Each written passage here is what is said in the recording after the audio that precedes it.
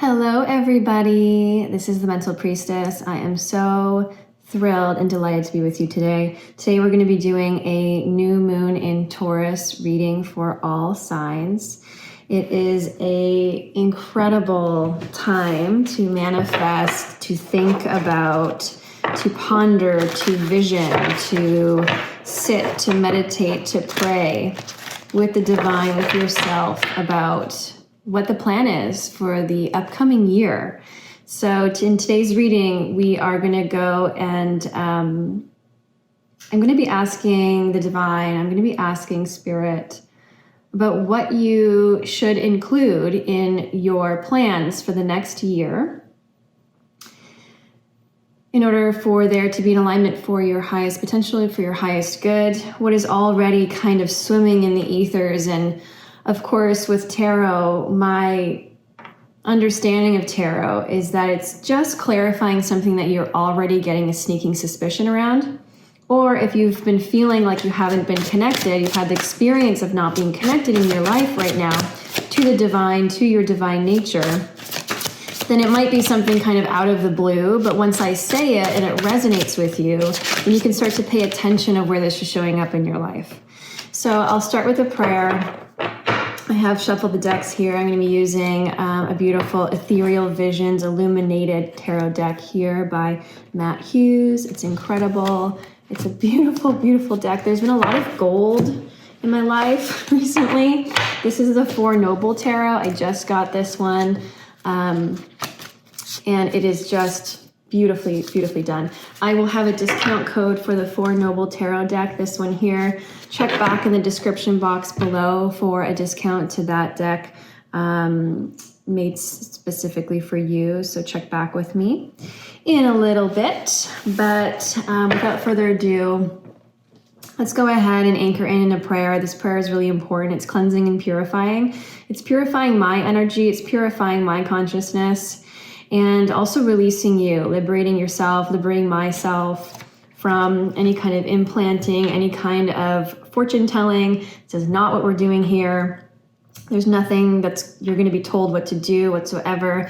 This is a sacred, sacred, sacred relationship between me and God and me and you. So taking a moment, a breath.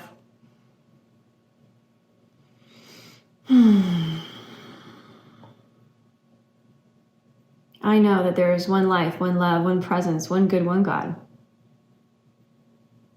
One divine mind that is my mind now. And Holy Spirit, I am receptive and available to your highest and best messages for all signs today. I know that my viewers, those watching, those engaging in this beautiful relationship with tarot, with myself, with you, I know that they are divine essences of the one divine spirit that I am. I know that we are one. I know the spirit is strong. The spirit is clarifying. This spirit is certain. The spirit is beautiful and harmonious and loving. I am this spirit, and every viewer is this spirit. I know that what will be revealed today is in the highest and best of all. I know that what resonates, the stories and the examples that I give may resonate with some and not with others. But we have the divine mind, the high consciousness, to be aware of the energetic communication, the real authentic 0 point of the messages that are coming through. We know that the analogies and metaphors and stories that I will be pointing to, or certain aspects, are just examples. So I release everyone from the specifics of the story, specifics of the examples, allowing that to dissipate and dissolve now, and turning our attention to the higher message, the higher truth, the divine order. I know that clarity is divine. Knowing this is so, I know this sacred moment is blessed. I'm in recognition that I am not doing the work, that I'm a mere vessel for God, universe, Mother, Father, God. I'm saying thank you in my heart, in my body, in my life, in my love center, to all spirit guides, guardian angels, archangels, and all that invokes and realizes the one divine mind. I say thank you. I release this, knowing this session is blessed, knowing this session is true, knowing this session is for the highest good. I release this knowing it is done, knowing God consciousness can only enter in and through this video at this time, can only enter in and through the comments below, that all comments are blessed, that all interactions of subscriptions and likes of this video are blessings, blessings of confidence, clarity, strength, and love. Knowing this is so, I release this, knowing it is all done perfect and complete as it is. I release myself, Stephanie, the personality, the individual. I release the mental priestess, knowing these labels, they don't mean a thing. And so it is. Beautiful. So the new moon in Taurus is what is up to bat. This video, though, will be relevant at all times, especially during the next year. So this is about what we are planning. If you're sitting down with yourself and finally kind of coming to this place of like, I wanted to do this in January, but for some reason I've got a lot of energy to plan my year right now. This is probably why. This energy is very supportive to planning, very supportive to seeing clearly about what we want. And so this is a very lucky time. Jupiter is now moving into Taurus, myself being a Sagittarius with 5 planets in Sagittarius, Jupiter being my ruling planet. It's a planet of love and expansion and attention. You cannot miss Jupiter. And Jupiter moving into Taurus is the moving into comforts, moving into deep relationships, moving into rest and rejuvenation, moving into intricacies and details. So over the next year, we're going to definitely find a lot of people being drawn to the closeness of life, really wanting to be more intimate with life itself. Life is God. So being intimate with God, intimate with spirit, to gain clarity, to surrender into what's already coming, what's already flowing, is definitely going to be something that we're going to be pushed to if we're resisting it, or it's going to have a lot of energy around it if that's what we're wanting. And so it's no coincidence if you've been feeling, what, for this summer, I don't really want to explore that much. I kind of want to stay at home. I want to make a garden. I want to do some improvements on my house. I want to visit friends and family. If you're feeling that kind of impetus, then you're definitely in the flow. Whatever that means for you, of course, it is specific to you in whatever way it comes through, but doesn't mean you're weird. You're literally just being responsive to the energy that's already occurring on the planet. So that's enough. Here we go into our first reading. We'll start with Aries. Aries, my beautiful fire signs. I'm going to begin with you. Okay. Let's see what is important for you to include. God, universe, highest and best messages are being receptive to me now. I'm available to the highest and best for Aries at this time. What should they include in their plans for their highest good for the next year with this new moon in Taurus? Oops, I didn't like that. I don't. Sorry, the way that I did that. Anyway, I won't explain.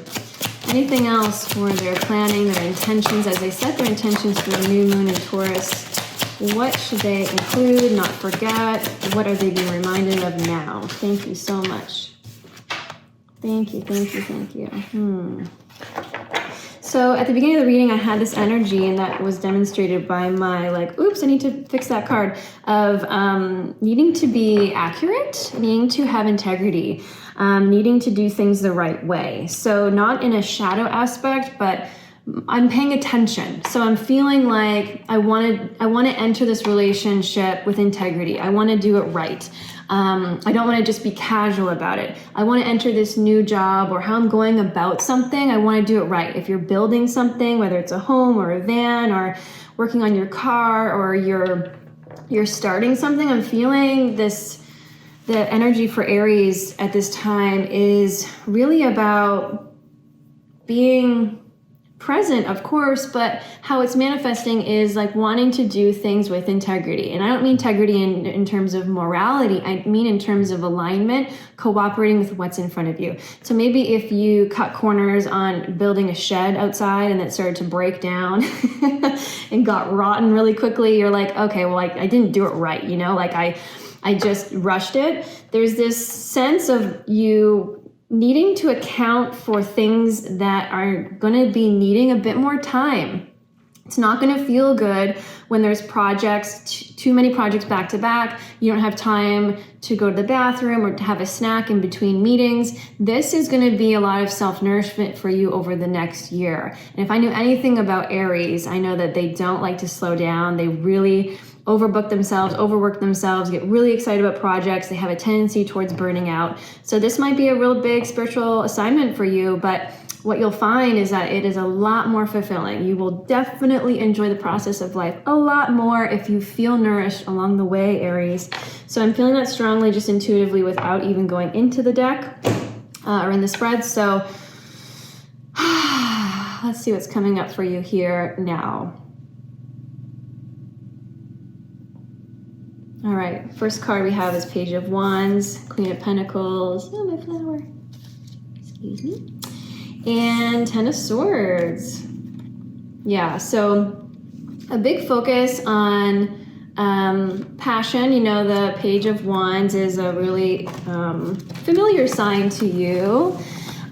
Page of Wands is like, I kind of liken it to the Fool in a way. It's kind of like, you know, we have a creative project we're really excited about. We have this kind of like immature child wonder-like energy around the new project. The Page of Wands is got this youthful excitement about starting something new. The Queen of Pentacles here is, again, that reminder of like really taking it easy. Queen of Pentacles is like the ultimate girl of presence. It's the feminine, divine feminine energy. So when I say the word girl, it doesn't mean not woman, or it doesn't mean not man, but I mean girl in the sense of like, there is like an innocence about the Queen of Pentacles to me, intuitively, in the sense of like she takes care of the home. And she's not really concerned about much. And she's really not concerned about what's outside the house in a way, but she is a queen. So it's kind of like on the spiritual journey, you know, in the Bible, there is a section, a verse in the Bible, it says that the meek will inherit the earth. And the meek, that word does not mean the passive. It actually means that when you've gone through a spiritual journey and you've really cleared out the subconscious mind and you've really dealt with the impurities within yourself, when you stop making other people, making problems for yourself, stop with the drama, and you really connect to what's real, you kind of circle back into this element of innocence. I was at a conference about a year ago with Eckhart Tolle, and his partner, Kim, was telling a really funny story about how when Eckhart Tolle is in his regular life, people just think he can't do anything. They help him across the street. They ask if he drives. They, you know, there's this childlike energy, this purity that comes through, which is the purity of the radiant divine radiating. And to someone in the modern world caught up in protection, fear, anger, worry, it can come across as someone who is passive and helpless. So the Queen of Pentacles is a beautiful reminder of that energy that, you know, she may not watch the news and she may not know what is going on out there, and she doesn't have a regular job, so to speak. It does not mean she's not a master. She's so much of a master of life that she doesn't get worked up about anything that's not her business. Whew. Can we hold on to that one for a second? So the Queen of Pentacles is super, super focused on the home, super, super focused in her affairs. And when I say the word her, I'm meaning the energy of receiving messages, being responsive to what needs attention and to cooperate with what needs attention without bulldozing through it. Ten of Swords here is your last card. If you do not account for extra time in your life, if you want to forget the home and work outside the house and put more value to your job than you do kind of your internal affairs, and this also can be related to like wanting other people to change and not yourself, you know, kind of like not seeing your shadow, not working through your issues, it's going to be very painful. It's going to be a very painful year for you if that's the choice you make. And that is momentum from the past. So a lot of success you've had, Aries, has been in you denying the family home, for you working 24/7. There's been success, there's been a recognition, there's been money in the bank, there's been, it's worked so far. The message here is not going to work any longer. It's not going to be fulfilling. There's going to be a shift, and you may already be feeling that. That's my message for you today, Aries. Thank you. Hello, my beautiful Taurians. Welcome to your reading for the new moon in your sign. How benevolent, how beautiful. Let's see what's coming up for you. As I said in my beginning there, we will be going over the new moon for you. And this really is relevant for the next year, because the new moon is about setting intentions, but this new moon in particular is really going to be giving us a lot of energy and insight about what we want. It's going to be sparking questions and self-inquiry about what we want to do for the next year. And I was telling Aries, and I'll probably continue with all signs, that if you felt like you haven't really been in the mood to plan your year, like from January onward, and you're like, I'm just getting the energy now to plan my year, what the heck is wrong? There's nothing wrong. It's actually perfect timing and actually where the flow is right now. You may have felt like you had some idea of what you wanted January, February, March, and then maybe in April you had an insurgence of like, okay, I get it. And then maybe in May there was a bit of a down, and then maybe you're feeling like you have the energy come this new moon. And so if that's kind of the energy that you've been going with, or the flow, you've been in the flow of nature. You've been in the flow of consciousness at this time. So let's see what's coming up for you. I'm asking Spirit, what do you need to include? What is a truth while you're doing your planning for your year? What needs to be included for your highest and best? What must you not forget that you already know, but you need to really be told it?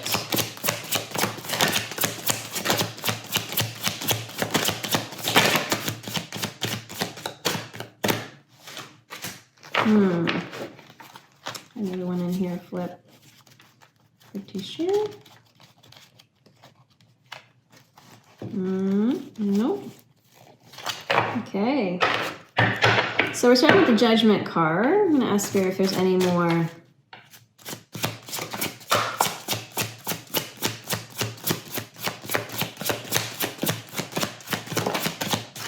Perfect. Okay. So what came to me was, what I'm feeling is really this 0 point of groundedness. That just means like I feel very integrated at the moment. And so I'm feeling this either natural inclination for you to feel grounded, my Taurus, or that's something that you'll want to plan for. You'll want to prioritize things that make you feel grounded. I'm getting an image of you doing some pottery, your hands in the soil. You're the earth sign, you're the sign of beauty, you're the sign of being particular about like the material world. And so I'm feeling this energy for you that's just heightened. It's heightening this sense of beauty, this awe, this craftsmanship, and this really groundedness sense of self. And so what came to me for this first card is Judgment, that there is a natural, beautiful, higher evolution that is running through the Taurians at this time, that is cleansing out anything that is not beautiful. And that doesn't mean subjective beauty. It means what is proportionate or what is in balance. The divine ideal of beauty doesn't have anything to do with judgment. No divine ideals do. Judgment is a human projection. It's a human concept.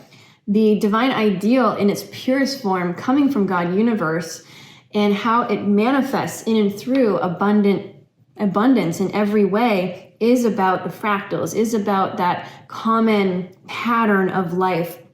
The way the leaves are, and the way that the grasses grow, and the way that flowers, bloom outward, and the way that human embryos are built and formed. There's a pattern, there's a divine order, there's a proportion and a balance. So what is leaving you is anything unbalanced, anything that is not proportionate, anything that has been in the way of natural order happening, perceived or not. So I asked, well, what came through with the second card? Is anything in the way of that? Any general messages around that not being able to happen, or what would the resistance be? And I'm guiding the Five of Swords. So what would be in the way of you releasing anything that is not in proportion or not in balance in your life at this time for the next year is going to be anything where you're playing a role. Where you're playing a role that's inauthentic. So if you've attached to a role, whether it's the victim, the villain, the victor, the mother, the father, the CEO, the tarot reader, the gardener, whatever role you're playing, when you're stuck in a role, we're inauthentic because we're not connecting as our multidimensional beings that we are. We're shutting off some parts of ourselves and kind of amplifying other parts, and we're not fully expressed. So what needs to be cooperated with is any roles that you're playing that is creating disproportionate demonstrations in your life. The word demonstration means manifestation. So an example would be if you're taking it really seriously that you're a CEO, and that means that you need to be professional all the time, that probably means that you're not going to find a lot of rest because you're not going to be yourself in social situations. You're going to be around the dinner table and not allow your hair to run loose. You're not going to be able to do things that help you express rest and rejuvenation because you're going to feel like you always need to be on and there's something to do. So these roles we get into, when they take over our lives, when we allow them, we take them so seriously that we're not our true self. When we resist our true self, we are unable to rise. Judgment card is about resurrection, a new life, new growth, right? If the flower is completely identified with its bloom, it's going to have a hard time when those leaves drop and it becomes a bit different. Is a flower still a flower with no leaves, with no petals, with no scent, no nectar? Eh? Wow, I love that. Where'd that come from? So don't take it so seriously. Being a flower also means being naked for half the year. It also means just being a stem. It also means having two petals. It also means being in full bloom. So everything in nature teaches us about ourselves. With this one, that's the image that is coming to mind that is really truly going to be a lot of good medicine for you this year, Taurus. So as much as there is a lot of luck in your chart for the next coming year, and it's really going to feel grounded and at peace, you're going to have some work to do. You can embrace it and want it and be there for the ride, or you can cover your eyes, but I have a feeling that if you're watching this, that you're all for it. So blessings to you, Taurus. See you in the next one. Hello, Gemini. Welcome to your new moon in Taurus reading, which we are going to get into. What we're asking Spirit is, what do you need to include in your plans for the future? What is the highest and best message about what you must consider? What must you consider for the best results for you? Where is the energy already gathering momentum, and for you to be in a surrender mode, in the flow? What is that for you? So thank you so much, Spirit guides.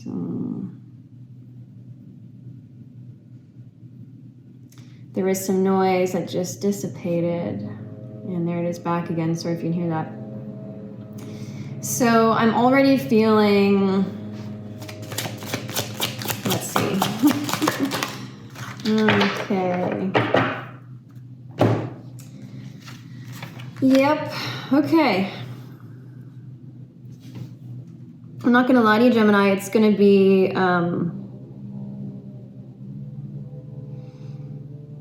there's going to be major shifts. That's how I'm going to frame it. There's going to be some major shifts. I'm sensing that Gemini, through this transit, isn't going to feel all that great with it at times. And the reason is Gemini, you know, you like sparkly things. Your attention gets drawn into many different ways. you work pretty well. Like, you know, the card I'm thinking of right now is the Seven of Cups, you know, and it's not a bad card. I love that card, actually. To me, it's about imagination. It's about, you know, juggling a bunch of plates in the air. It's very magical. It feels kind of ethereal. It feels kind of surreal. You know, your life can be really surreal at times because there's a lot of abundance that comes in and through, and you have a lot of thoughts and ideas, and, you know, it's a lot it's a lot. And so anything that's a lot actually is very sacred, because nature is a lot and we are a lot. We're in the realm of abundance. So it feels quite natural. However, there can be in the shadow aspect of a Gemini where we get addicted to many things, one of which is being addicted to the next thing and keeping our options open. So if I keep my options open, there's just going to be more, I'm going to have more choice, more options. But of course, if we don't ground into a choice, we're just constantly playing the same day over and over again. It's Groundhog Day, because we start to burn out a lot of the similar choices we had in the past with what's in the future. If you can catch what I just said. Things tend to repeat themselves. You're met with a different person, but the same attitude. You're met with this person that's bringing out this potential for healing for you. This person who is beautiful and supportive, encouraging. This person, right? So nature keeps waving the same thing in front of you. This could be 10 years, 30 years, 40 years. Then you start to catch on, like, oh my gosh, I'm dating the same person over and over again. Oh my gosh, I keep finding my new best friend in each different city, and she's amazing, or he's amazing. All that to say, you got the Fool and the Five of Swords, okay? The Fool and the Five of Swords. So there's going to be a lot of new beginnings, a lot of newness, but without the groundedness of what Taurus does best, groundedness in really being disciplined with choice, disciplined with your mind, really centering on what matters to you. A lot of attention is going outside yourself. You're focused on everyone else's journey, helping them make new starts, diving headfirst into their stuff. And at the end of the day, it leaves you, the word that's coming to me is broken. That's not real. You know you're never broken, but with the experience of feeling like, I don't know, there's pieces of me everywhere. And who I just helped are leaving me. So this feeling of like, what is your journey, Gemini? What the heck are you up to exactly? Where is the groundedness? Where is you nourishing yourself? Where are you as invested in your journey as you are in other people's? And the being involved in other people's journeys is just a deflection. It's just a distraction. So Taurus is going to really invite you this coming year to really be centered on what you want and who's important to you. Have you lost friends along the way where you've been distracted? Have you, where have your values been? And where do you want them to be? So it's a perfect time for you to connect inward and to do the tough thing of sitting your butt down in one chair and one chair only and not asking anybody else for advice, but really going deep within yourself, using that beautiful, brilliant mind of yours, Gemini. One thing you take for granted is your ability to think very well. You think very well for other people. You can plan things out, you're strategic, you've got a way with words, but sometimes you trick yourself. You're so smart, you trick yourself. You trap yourself. So really being honest with yourself this year and grounding yourself. And what I'm getting is that the purpose of this for you this year is really around maturity, really adding a new dimension to yourself that you actually didn't think was possible. And there's like an epiphany of like, I'm doing a lot less, but I'm getting more done. And in the moments where I normally would feel isolated and alone, I'm actually not. I'm feeling really fulfilled and I'm feeling really in truth with myself. And that's the goal of this transit for you for this coming year. So the intentions that you set, you must include what I'm talking about here in this reading in order for it to feel fulfilling, for you to be in the flow of what's already happening. Okay, that's your reading for today. Thank you, Gemini. Hello, Cancer. Welcome to your new moon reading in Taurus, where we're asking the divine, we're asking spirit about what you should include, or what your awareness should be on for the highest and best year for yourself. As we set new intentions this new moon season, we are setting intentions not just for the month, but we're setting it, actually the energy is in favor of the entire year. So we're asking, what is the highest and best message? What's the highest and best message for you to include in this plan? In whatever you're planning, whether it's business or personal, or you're planning your summer, about vacation or whatever. I am using this beautiful deck. I just love it. So cute. Okay, Cancer. Well, you're showing up. And I know this is a Virgo card, but I don't know. How could you not be a hermit? The beautiful Cancers with their shells. So the Hermit, we've got the Seven of Cups and the Two of Pentacles. Okay, the Hermit, Seven of Cups, and the Two of Pentacles. So what I'm feeling for you, well, what I'm feeling for you is this bursting out of your shell. The shell came up at the very beginning. I'm feeling like you want to explode out of your shell. I'm feeling like Cancers are really being called to include in their plans a lot more social activities than they would normally be attracted to, a lot more adventurous kind of ways, getting out of your normal routine, which includes, if you've been running around the planet with your head cut off, being more grounded, running around with your head cut off. You can still travel a lot and be extremely grounded. I know this for a fact. But whatever it is that's demonstrating in your life as a major theme of what you've been doing in the last year, and that's for all signs, whatever you've been doing in the last year is going to change. It may not be as simple as just flipping it around and doing the opposite, but definitely for you, Cancer, I'm feeling this want, this need, this interest in doing something, in exploring and doing things different. The Seven of Cups tells me you have a lot of options that you have actually never been attracted to before. You're going to be attracted to things that you normally aren't attracted to. And you're going to be wondering what's up with you. This is normal. This is very normal. And so if you've been a grounded homebody for the last 10 years of your life, raising children, and then all of a sudden you're like, okay, I kind of want to kick my youngest, 17-year-old kind of like out with her aunt, and I like want to go travel with my husband for a year. What the heck kind of thought is that? Where is that coming from? Or you've been really engrossed in a hobby and it dawns on you that you could probably sell what you're doing online. You're like, whoa, but I am not an influencer. I'm not someone who could monetize. Like, I'm not a business person. I just do this for fun. There's going to be these surreal ideas coming to you that are different than what you're used to. And it's because there's this pending pressure in what has been your life. I'm visualizing the crab, like it's pressure within the shell that is wanting to, it's like giving you the drive to go headfirst into the ocean. The crab maybe is walking really slow, and then like all of a sudden it just darts right in and is like getting all this energy, or vice versa. The Two of Pentacles is telling me that,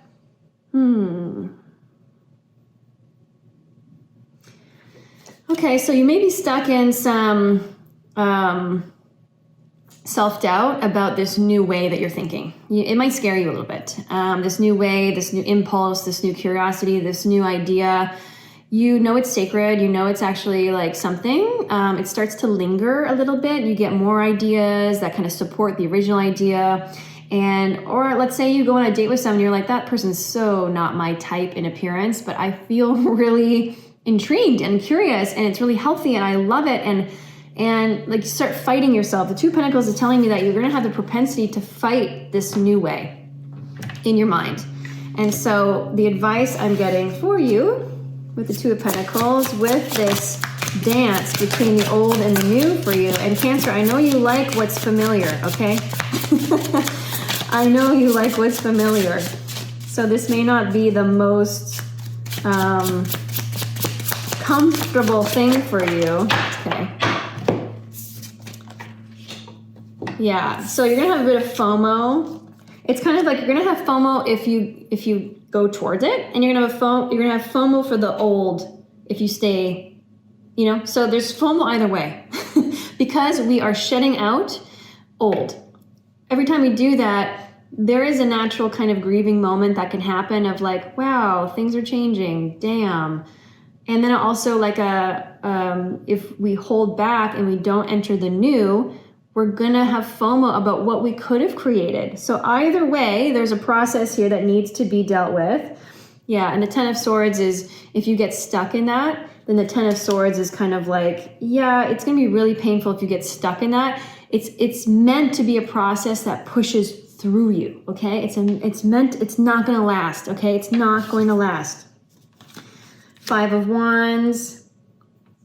Yeah, you have the resources mentally, emotionally, physically, and around you, and of course, God Universe, that is supporting you to choose the thing that is different, to honor yourself. The new curiosity is not there by mistake. God Universe does not plant an idea in you that's something that does not have support. If it is supporting humanity, if it's supporting your gifts, if it's supporting love and harmony and strength and clarity, if the world is a better place by you enjoying something a bit more, something that needs expansion, for you to be able to expand, to heal further, for you to feel more free, liberated, indulging in abundance and love, only makes the world better. So God Universe is supporting that for you. You have a leg up. You have the resources that you need. Don't forget that throughout this process.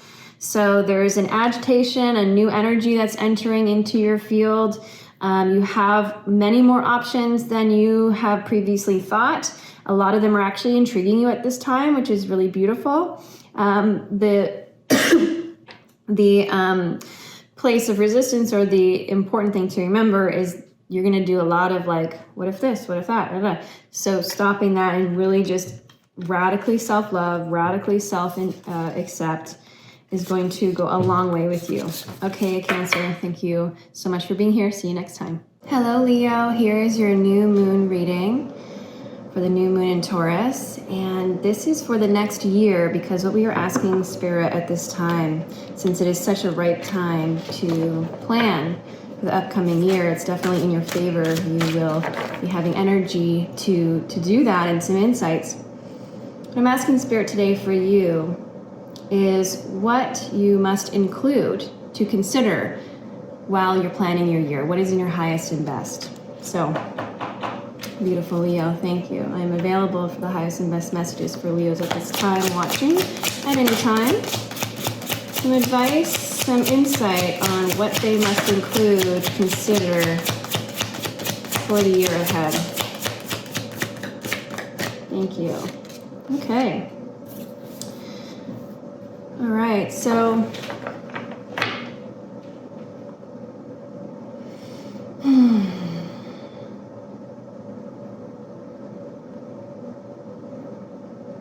So what I'm feeling for you, Leo, is definitely this grand rest. I'm feeling this, I have an image of this cloud that's coming up and kind of enveloping me in this kind of misty way.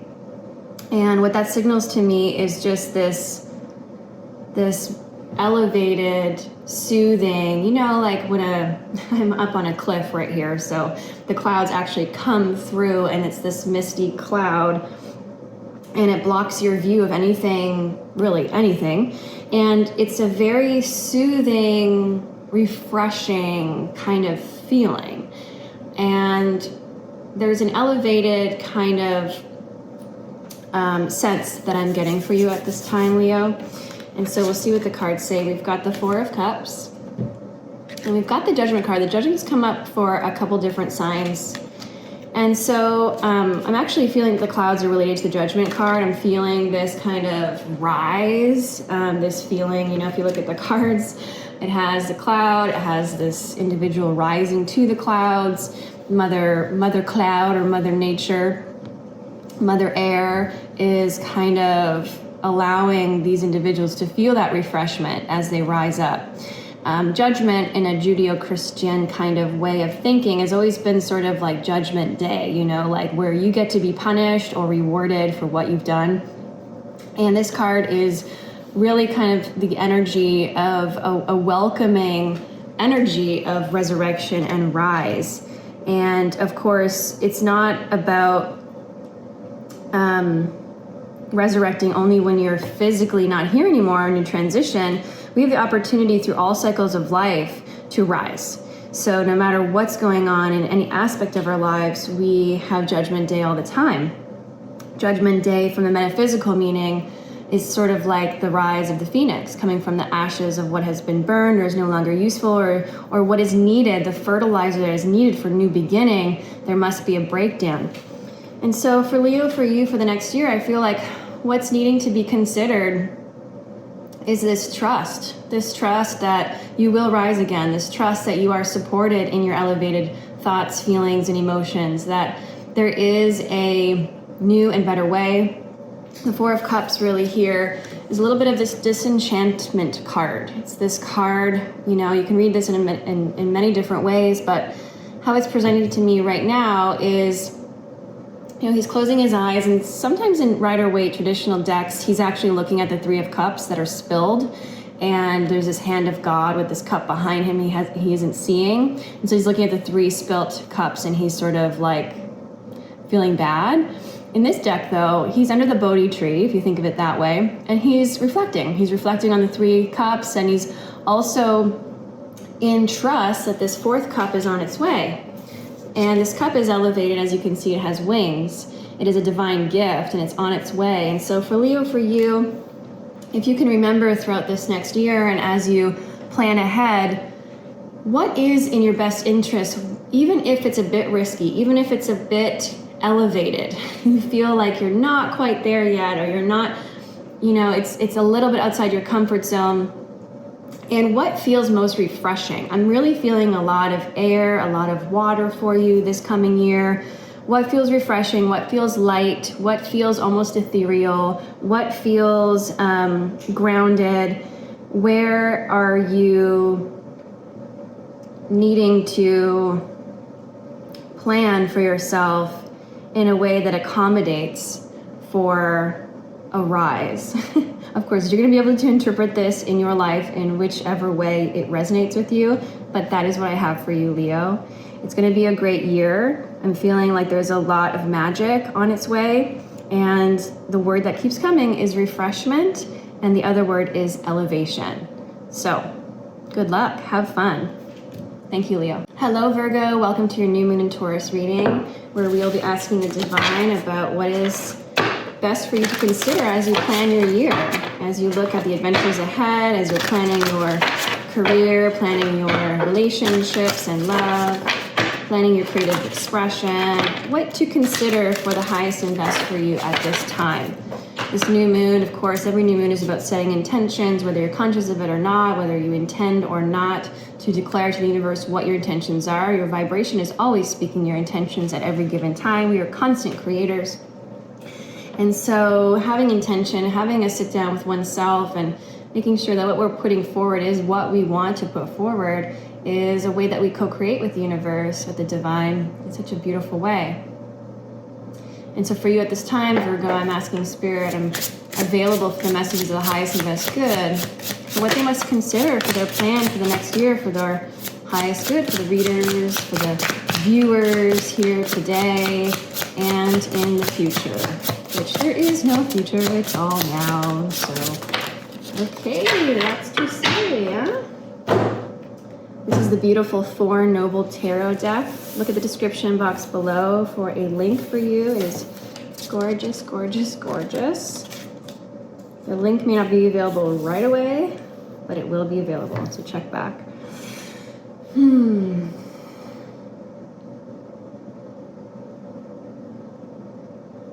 Okay.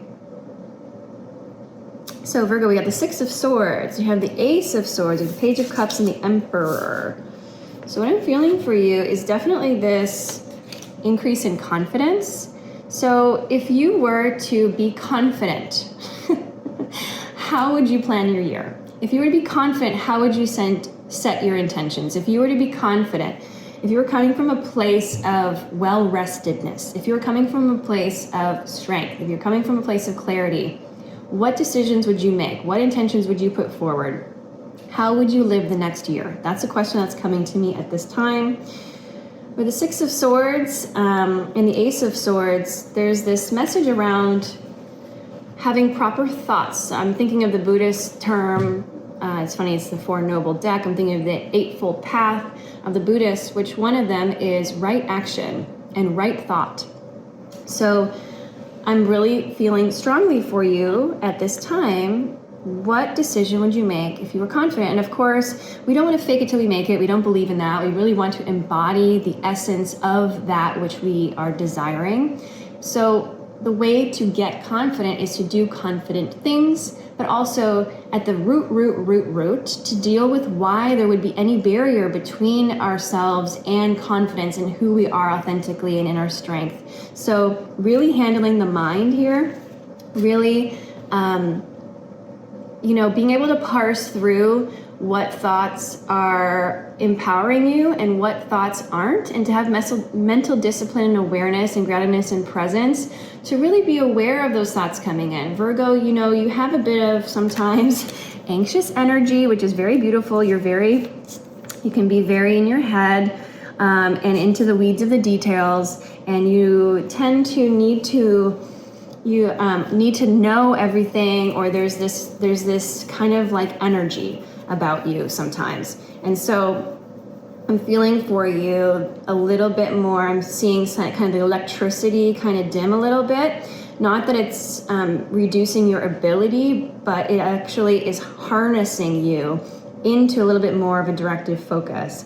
With the Page of Cups and the Emperor, what I'm seeing is once this is really handled and dealt with and really seen for what it is, there's maybe some limiting beliefs, there's an old trauma story, something that is creating a barrier between yourself and confidence. And confidence is when we are in our fullest authentic self. Whatever is in the way of that for you, Virgo, is what needs to be handled this year. And what it leads to is the Page of Cups and the Emperor talk about strength and talk about incredible balance. So for you, Virgo, the Page of Cups is this new kind of emotional way about you, this maturity of your emotions, this ability to be structured and focused and emotionally stable within. And that's what this process is going to afford you.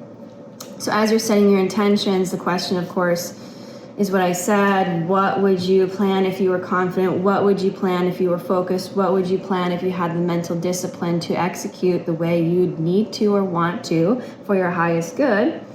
And whatever is in the way of that is here for you to heal this year and for you to seek out ways. So I'm thinking from a planning, practical perspective, introducing some therapy sessions into the year, introducing some sound baths into the year, introducing some emotional, loving kind of activities and support. Maybe it's going on a retreat in November. Maybe it's not doing the family thing over Christmas that usually stresses you out.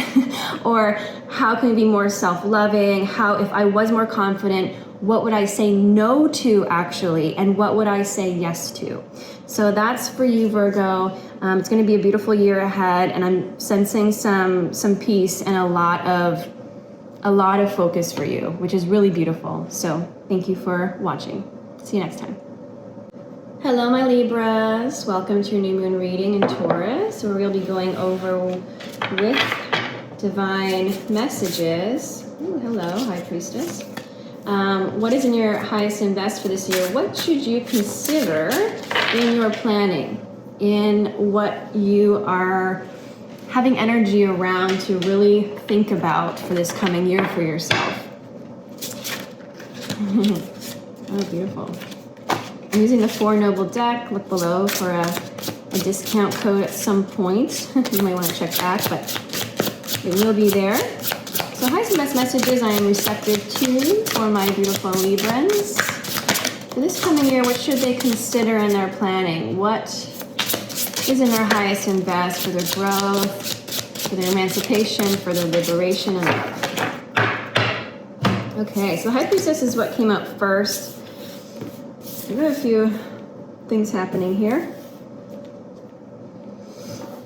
The High Priestess to the Five of Wands. We have the Knight of Pentacles, the Wheel of Fortune, and the Devil. I don't read reversals usually, but it is in reverse here. It's saying for me to keep it that way.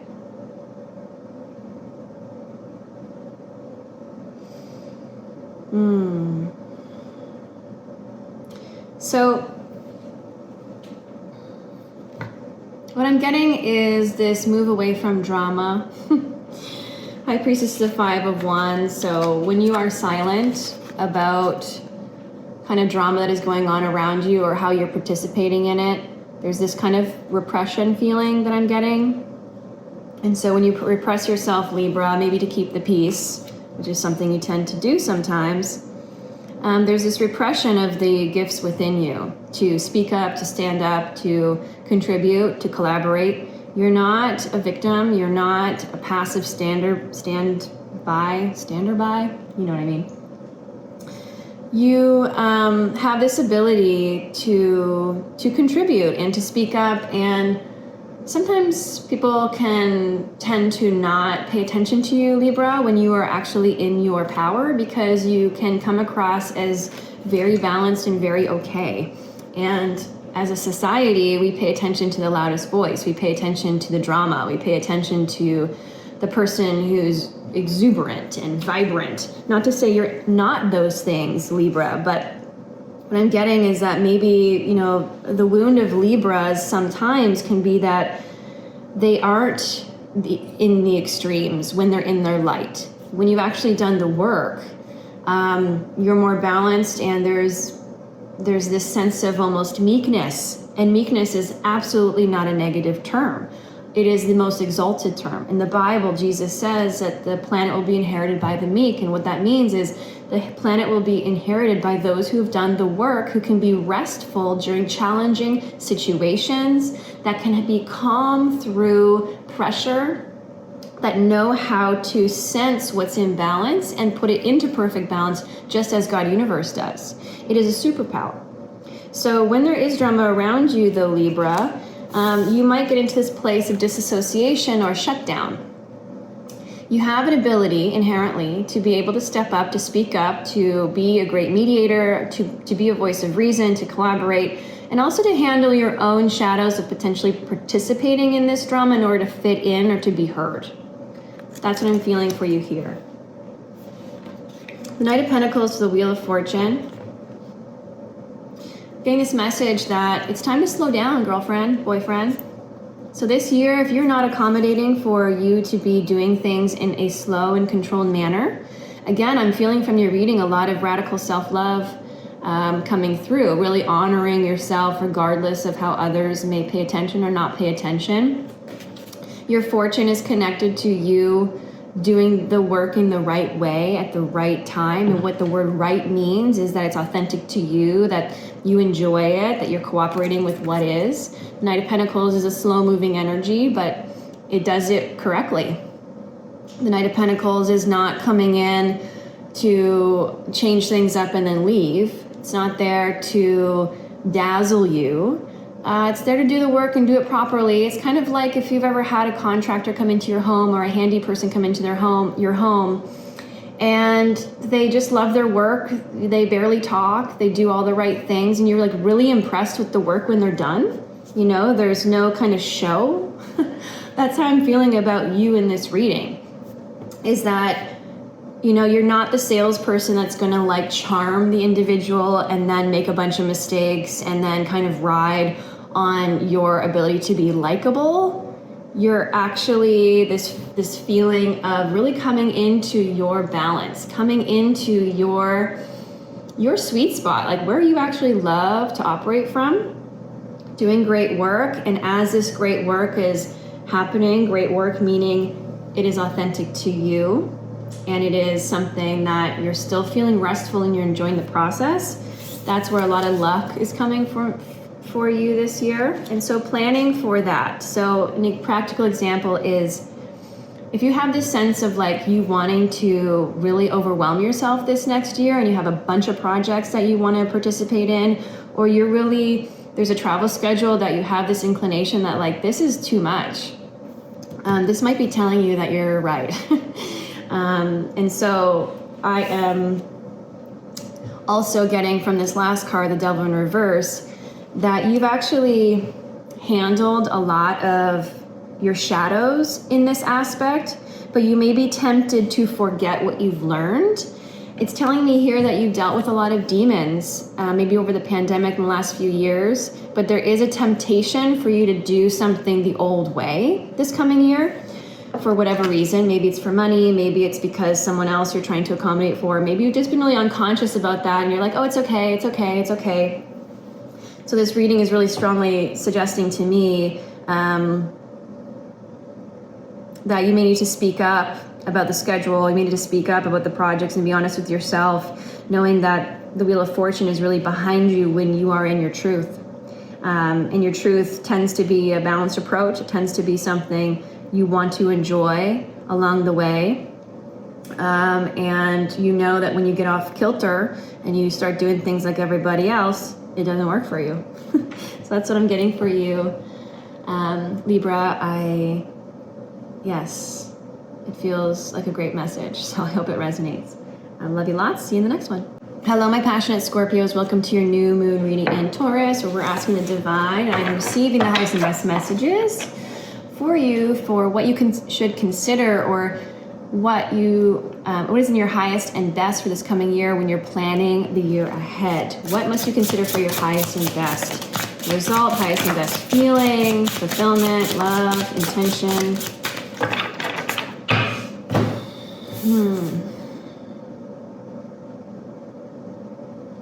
Okay. Yeah, I'm really feeling for you, Scorpio, this activation of the third eye. I'm feeling this deep inner strength, this deep inner relationship with you and the divine within.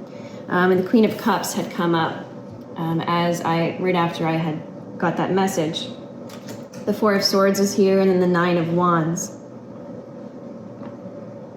Yeah, so the Queen of Cups here in this deck has got a crown. Can you see that? And a cup. It's so iridescent. There we go. And so I am feeling this powerful anointment that you are doing with yourself. The third eye activated. This essence of knowing, seeing, having visions. And this could just be as simple as you tapping into your intuition and being able to view what the next year is going to be like for you. The Four of Swords is really suggesting to me that there is needs to be the ability to rest. I'm getting that message for almost every sign, that this year is about rest and rejuvenation, and a balance of emotions. Balance has come up a few times. You know, the Four of Swords is the number 4, of course, which is Aquarius. And Aquarius is about the vibe. And you're about the vibe too, Scorpio. You're a vibing sign. You need to vibe with it. And so anything that is out of vibe for you in this coming year, when you are thinking about the year ahead and whatever you already have planned, if you're getting the sense that it is not in vibration for you, not using your rational mind, but really kind of using your inner eye, the seer within, the intuition. The Nine of Wands is suggesting to me that there might be a temptation for you to burn out if you're not connecting to your emotions, if you're not connecting to that inner eye. And for you, Scorpio, that has a lot to do with water. It has a lot to do with you feeling the power of water, for you feeling refreshed, for you feeling in tune and in vibration with the flow of life. So the Nine of Wands is telling me this is what's not in your best interest this year, which is the wounded warrior who's running around with their head cut off and doing whatever according to what they should do, and not what is within them, what is that internal guidance is telling you. So this year for you, the two elements I'm seeing is that Queen of Cups energy of ultimate fulfillment, the third eye activated, this anointment of you being crowned and you being in your power, along with this restful energy, not doing necessarily a lot of work really, but doing a lot of really specific, intense, fulfilling, authentic work related to what is in your highest and best. So what a beautiful message. I love it. Thank you, Scorpio, for watching. I will see you next time. Hello there, Sagittarius. Here is your new moon in Taurus reading. We're all about setting intentions for the upcoming year. The energy is favorable for you to do that right now. So we're asking Spirit, what must you include in your plans or consider for the upcoming year for your highest potential, your highest growth, as well as your highest peace and harmony?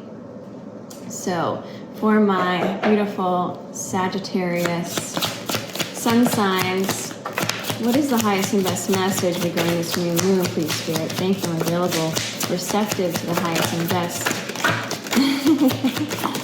that you have. Thank you so much. Okay. So what we have for you at this time, what I'm feeling for you, Sag, so I'm really feeling this, Sagittarius is related to the sage, the philosophers of the zodiac sign, the forever learners, the deep understandings of the universe is Sagittarius's go-to. That's what we care about. That's the point of life is to get to the deeper truths. That's why we adventure. That's why we like different cultures. That's why we talk to lots of people. That's why we are born optimistic, because to transcend polarity is to be eternally optimistic. One must transcend the ups and downs of life in order to come to the truth. So I just see this sage kind of energy and this kind of like cloud coming up where you're taking what you've learned in the last few years and you're putting it to work. I'm hearing this kind of need to speak out and speak and come forward with the revelations that you've had internally. For those Saggies who have been doing a lot of inner work in the last few years, where you've been disassociating from the news cycle, disassociating from drama and the content of life, and have really been called to reflect, do inner inquiry. You have something to share that's grounded, that is helpful, that is revelatory, and because it is part of your experience, it is part of the larger experience. Everything in the universe is the same at every single level. The consciousness of an atom is the same consciousness in a human being, in a saint, in the entire cosmos as a whole. There's a beautiful quote by Rumi that says, "You are not a drop in the ocean, you're the ocean in a drop," which means at every consciousness level, there is the entirety of the cosmos. And so mystics, the path of the mystic, the inner work of the mystic to come to the divine and to hear and see and feel the personal path, the reason why that's so valuable is because that's what's going on for the collective. That's what's going on in the cosmos. And to understand thyself. To understand thyself is to understand the universe. So that's what I'm getting for you right off the cuff, Sag.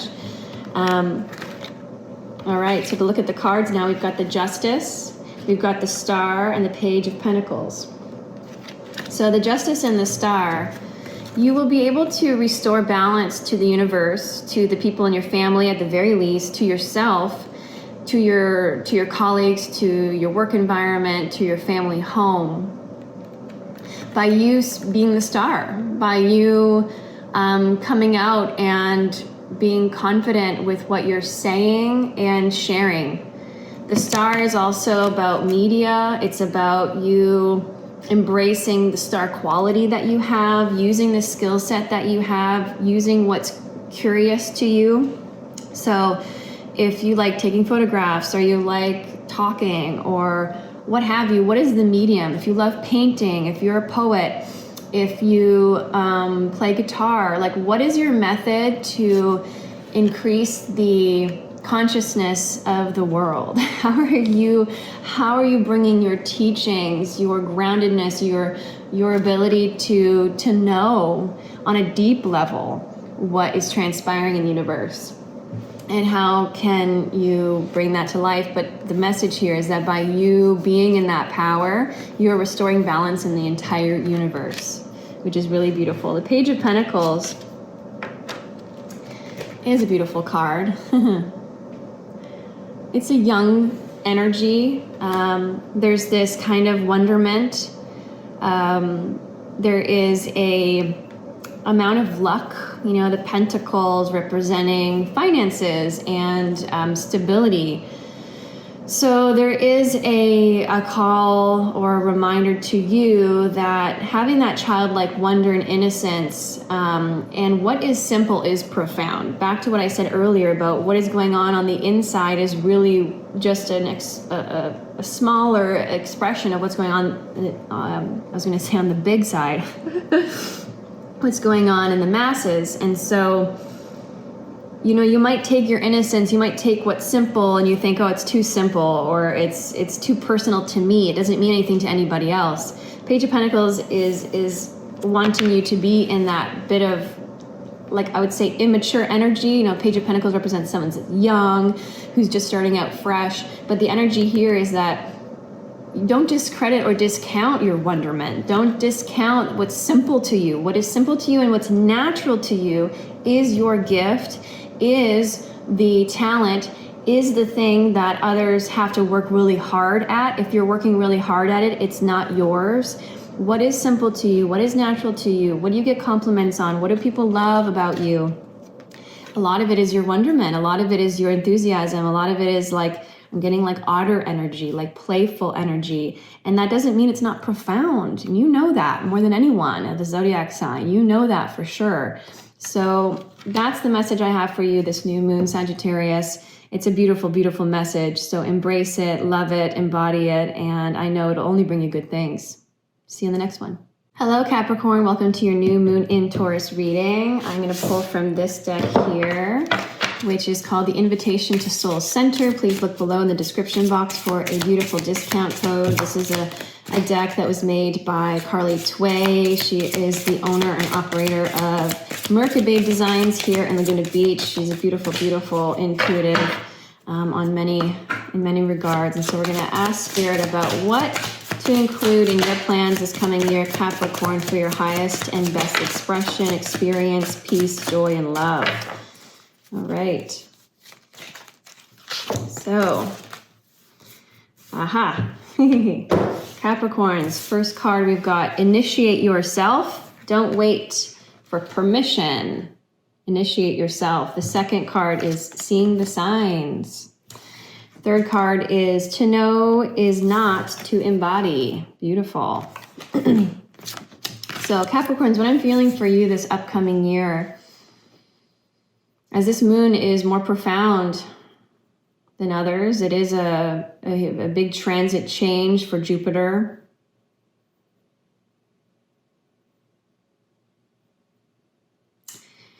So what I'm feeling is the end of you seeking outside yourself for validation, seeking outside yourself to understand deeper truths, for you to be initiated into whatever it is that you want to know more about, but you have some sort of imposter syndrome about. Could be anything in your life. It could be a skill set or a talent or a job, or maybe you feel an imposter in your family. Like, you know, you never felt you were meant to be a mother, and you've been just unleashed into motherhood. And you feel like an imposter. Like, I don't know this naturally. So whatever it is, and waiting for other people to say you're a good mother, waiting for other people to recognize you, waiting for your child to grow up and say, hey, mom, that was good. You did a good job. This card, initiate yourself. There may be a ceremonial way that you can do that for yourself. You know, a silent prayer, a silent ceremony, whatever feels good to you. Again, you don't have to look at how to do ceremonies for you to do it. You can initiate yourself and be who you are. Whatever's happening right here in this moment is what you are ready for. There's nothing happening in your world that you're not ready for, that isn't true for you at this given time. Don't wait for others to give you feedback or recognition about it. Seeing the signs, I'm sensing a lot around you, paying attention. You know, part of that initiation of self is about confidence. And so when we get synchronicities in life from our guides, or just synchronicities of things falling into place in curious ways, that is your relationship to the quantum field. That's your relationship to the angels. That's your relationship to your guides. That's your relationship to God, universe, to spirit, to the Holy Spirit, the life force that is in and through all nature and in and through all people, all things. So you will need external validation when you're not aware or present or have space or breath to be able to recognize all of the ways that you are getting recognition from the universe. Because when we seek something outside ourselves, what we truly are seeking is validation from the universe, validation from God. Am I on the right path? Am I doing the right thing? Am I, how I'm intuiting this, is it true? And so opening yourself up to see the signs is going to be really important for you this next coming year. To know is to not embody. So this is really asking you to go deeper, really asking you to maybe stop looking at books, back to the mother example that I'm giving you. Instead of looking at what other people say is a good mother, reading a bunch of books and to know it theoretically, but maybe it feels counter to how your intuition is guiding you. Initiating yourself means to trust yourself. Means that there is a deeper intelligence running the show in and through me now. Who am I to question the way that I feel intuitively to go about this? If your intuition is bringing more peace, more joy, more harmony, more love into your life and to others, how can that be wrong? Even if it is a bit unconventional, even if it is a little bit different, or maybe someone hasn't written a book about that yet. You are charging a new path, Capricorn, in whatever you're doing. Because you do it differently, because you see it differently, because it's not completely traditional or hierarchical or not based on the theory or the statistics that you're reading, this is your thing this year, Cap, is for you to anoint yourself in this path, whatever it is, for you to have a relationship with the divine and a relationship and trust with your intuition, a devotion to that as being your supply, as that being your place of confidence, and to stop relying so much on theory and statistics and books and what other people say. So that is what I have for you, Capricorn. It's a beautiful reading for this coming year. And so for this new moon, making the intention that, I am a sovereign being. I am a sovereign soul that is here purposefully in this way at this time with my particular magic. And I trust that. I trust the magic that I've been getting, the ingredients that I've been giving, the seed that I am. I am not going to try to be something else, like an oak tree is not trying to be a pine tree. I am going to initiate myself fully and completely as I am. Amen. There's a prayer for you. Thanks, Capricorn. See you next time. Hello, beautiful Aquarius. This is your new moon reading in Taurus for this time. We are going to be actually talking about the upcoming year, though. So if you're reading this or you're listening to this or watching this much later, it will still be relevant. We're asking Spirit about what things to consider when it comes to your planning, when it comes to the way that life wants to unfold within you in this next coming year. What to consider, what is going to unleash your magic, what's going to unleash your highest potential of peace and good and well-being for Aquarius.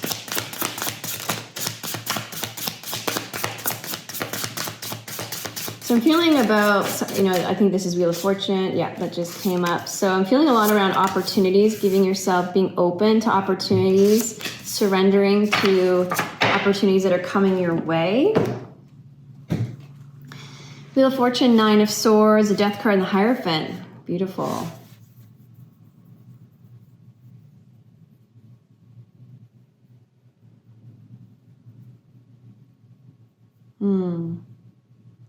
So there's some kind of feeling like maybe like my luck has run out. Has my luck run out? There's you having these thoughts, like being concerned about, the right opportunities. What I want in the world. What is the highest and best for me? This dream that I have of this partnership, this dream that I have of this job opportunity, this dream I have about a lifestyle that I want, or this feeling of health and vitality in and through my body. I'm not seeing it anywhere. That's what I'm hearing, Aquarius, is like, I know that if I exist, someone else exists like me. I know that if I can dream it up, it must be real, it must be around. But there's this propensity for you to doubt that, Aquarius, okay? And so the Wheel of Fortune to the Nine of Swords is telling me you are someone that attracts opportunities. People want to hang out with you. People want to give you jobs. People want to be with you, to partner with you. People, your vibrancy is infectious. Your humor, your way about you, the way you bring people together is remarkable. Aquarians, you are remarkable.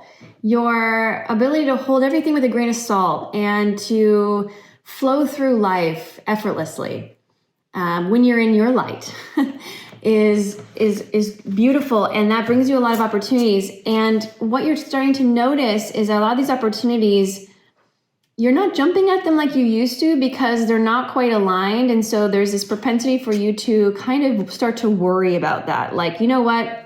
I'm actually turning down a lot of opportunities. I'm turning a lot of good down for great, but then great's not coming. So that's kind of what I'm feeling. Okay, and the message I'm getting with these other two cards, the Death to the Hierophant, is that the reason for this is that because you have had a pattern of saying yes to opportunities that kept you safe. They weren't really risky. And now you've got this new way about you. You've got this confidence. You've got this this energy coming towards you and in and through you that's actually giving you the chutzpah to say no to opportunities that did create that safety, but aren't in complete alignment. And what's in your complete alignment, Aquarius, is going to scare you a little bit, okay? So you might have mastered the river, but the next step is for you to master the ocean. So it's kind of like big fish, small town kind of thing. And it's requiring you to break through and end a cycle where you are being reliant on systems, on the path of success. Go to school, get married, have a kid, you'll be fine. Start as an apprentice, move into a full-time job, get permanency, move up the corporate ladder. Get a house, clear the land, rent out a room. Like, these are all paths to success, but you being able to break away from the Hierophant, which is this symbol of system and process and kind of a bit of old dogma, is for you to have new life. On the Death card, of course, it's birth, it's death and rebirth. And so for you to make your own system, make your own way, and for you to embrace who you are within and really go for the gold, Aquarius. What do you really want? When you actually sit down with yourself in full honesty about what a partnership for you would look like, it's going to be different than a lot of people's ideas of that. when you actually are honest about how you want to spend the next 10 years of your life, how you want to parent, how you want to be an artist, whatever it is, being radically accepting and loving of what is in your heart of hearts. And yes, you are a lucky sign. You get opportunities all the time, but it doesn't mean that they're right for you. So that is my message for you, Aquarius, this upcoming year, and what to consider this new moon is to really make a declaration about this to yourself, that I'm willing to let go of good for great. I'm willing to let go of great for incredible. I am in perfect alignment, and I know that many opportunities come my way, and my job is to sift through it and to filter through it and to wait it out for the big kahuna. To have patience, to trust, and to execute your faith that what is meant for you is there for you, and your job is not to settle for anything less than that. Beautiful, Aquarius. See you on the next. Hello, my Pisces. Here we go. We're going to do your new moon reading in the new moon in Taurus. Your reading for this period of time, which will actually last 12 months. This video is going to be relevant for you in the next 12 months, for sure.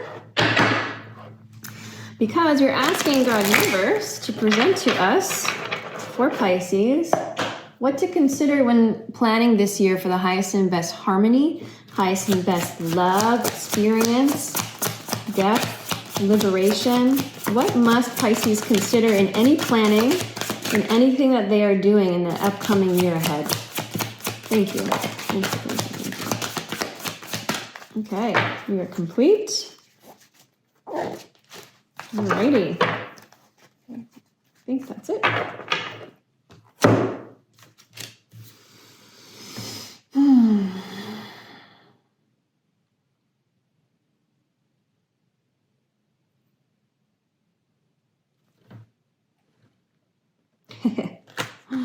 Okay, Pisces.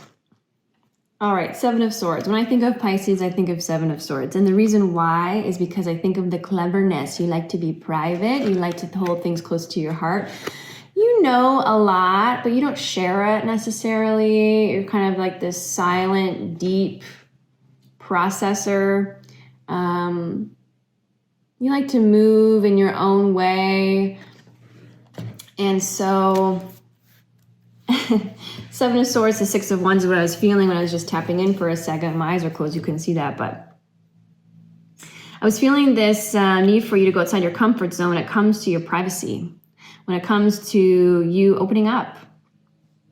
You know, Pisces, you've got this mystery around you. You have this ability to feel things quite deeply.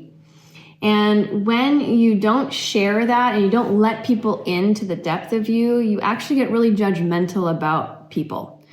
You have this tendency to feel that people don't get you, that they're not giving you as much credit for you. They don't recognize you. You're afraid of being trapped. If I share too much, then I'll expose myself.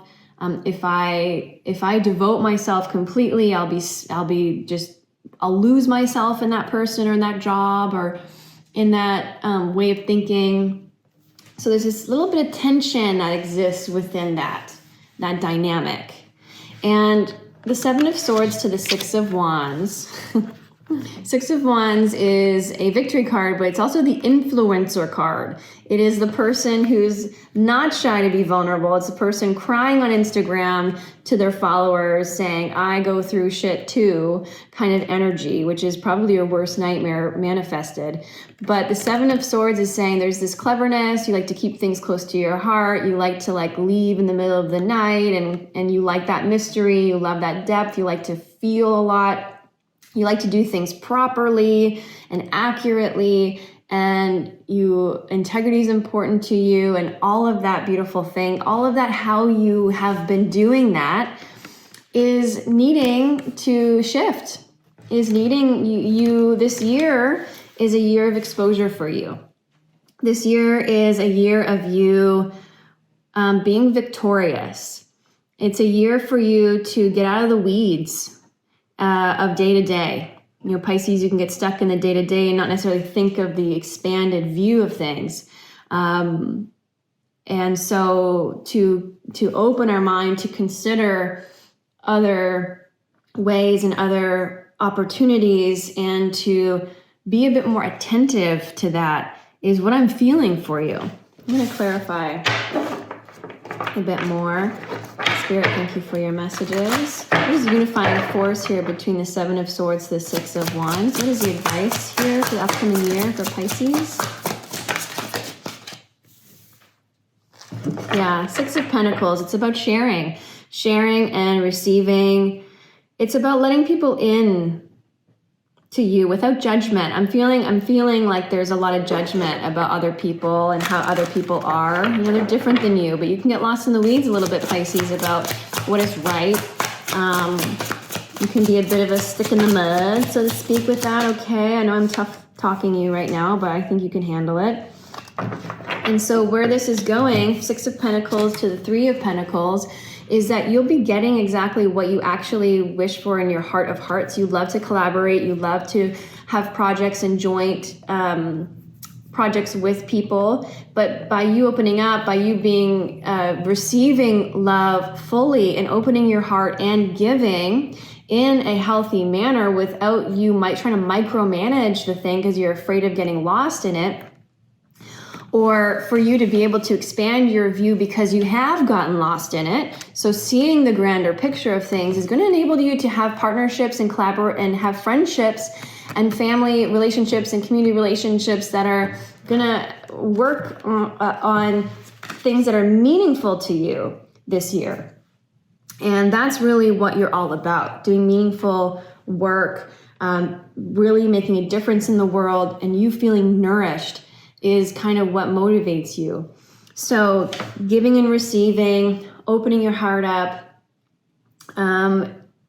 exposing yourself a little bit, and being detached, a little bit detached from the outcome, detached from how it's received, detached from all of that is going to be what's in your best interest this year. The Seven of Swords is the old energy of you trying to hide and trying to do it all on your own or being afraid. There's this message here of really being brave and courageous and putting your fear aside. And if you were not afraid this year, Pisces, how would you have relationships? How would you interact? How would you be able to expand your community involvement and collaborate and hold it all so lightly, to hold it really lightly? So to engage some air into your world this year, some breath, some space. But not privacy, right? Like space as in holding it all with a grain of salt, but still moving ahead with being vulnerable and opening that heart. So that's what I have for you, my beautiful Pisces. Thank you so much. I'll see you on the next one.